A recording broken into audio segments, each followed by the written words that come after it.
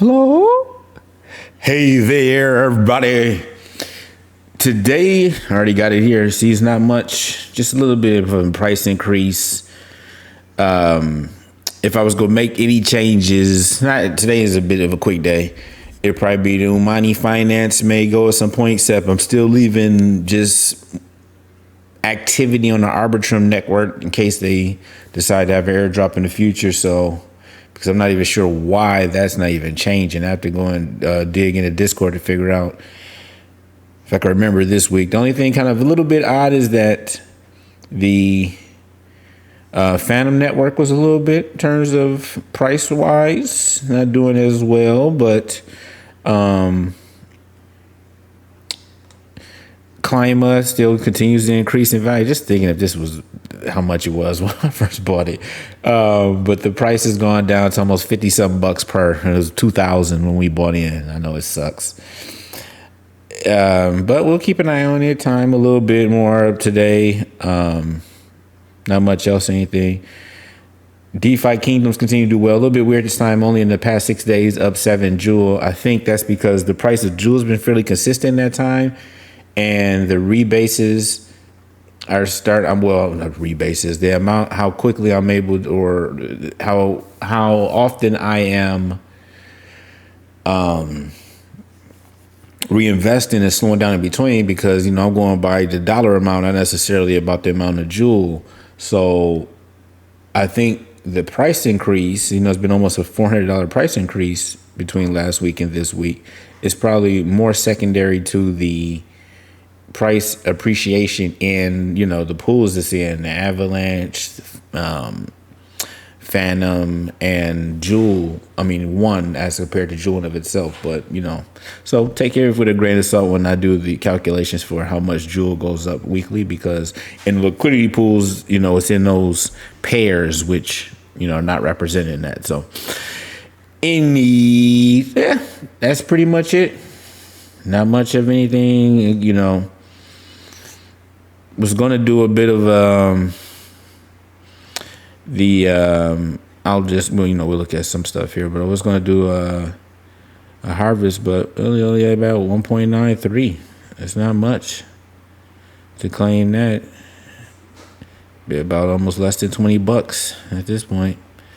So, but hey, why not burn a little bit of time, especially if anyone just kind of still need practice on how that process works. I think we're going to put in Avalanche this time. I was already thinking ahead of this week for this one. Oh, it didn't take.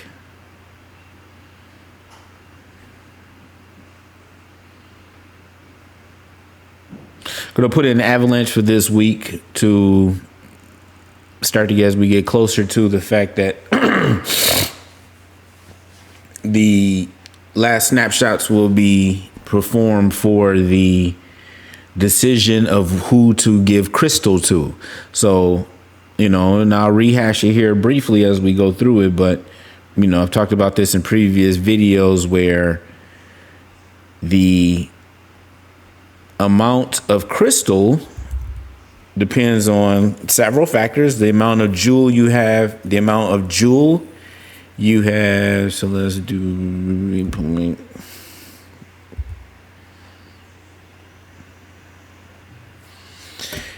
I'm doing half of it. It's about 0.8. I have a little bit left over to throw into the bank.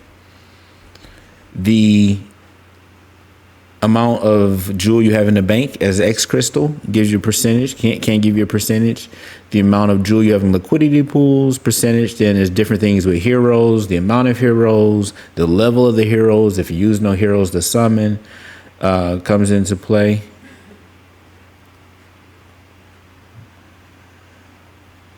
So those are all things. Wait for that to.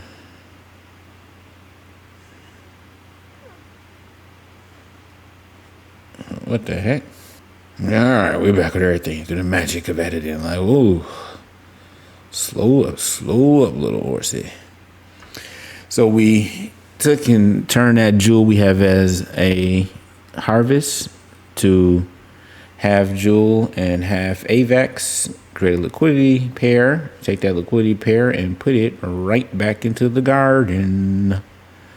Right back into the garden.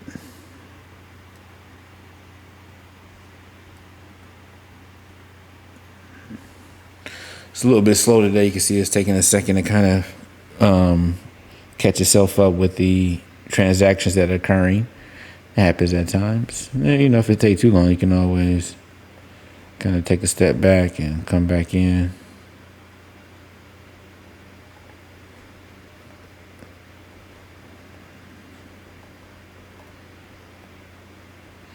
A lot of times you guys have patience. A lot of people be all impatient. And that's what I want to say here a little bit at the end here is that you can even see, man, it's just slow and steady with this. Now,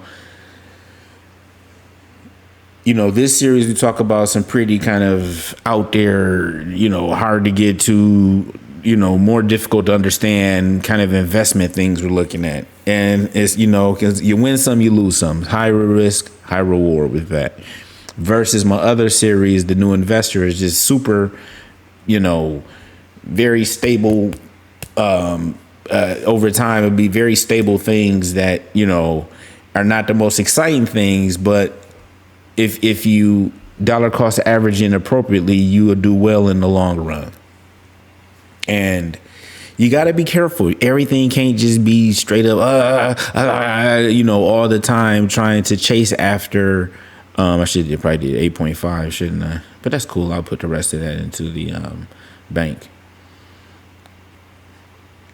You know, a lot of times in life, you have to understand that slow and steady win the race. You're gonna have times where you're gonna know when to go deep, but it takes a great defense to win championships. You know, and you know, okay.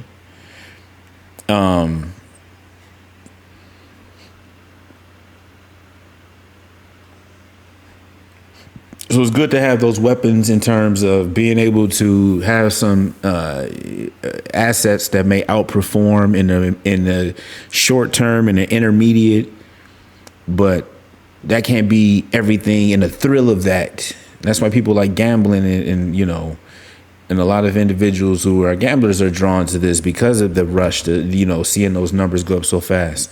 But when you do that, you know, take your rewards, take your profit, put it into a safer asset. And then over time, when things drop, you have a lot more to buy in at things where like, oh, well, now that's on sale. So not always chasing after those quick rewards will lead you to happiness. Sometimes it's going to be just being very methodical in your plans and preparation and take joy in that. You know, predictability is a good thing in this world. Stability comes with a price as well.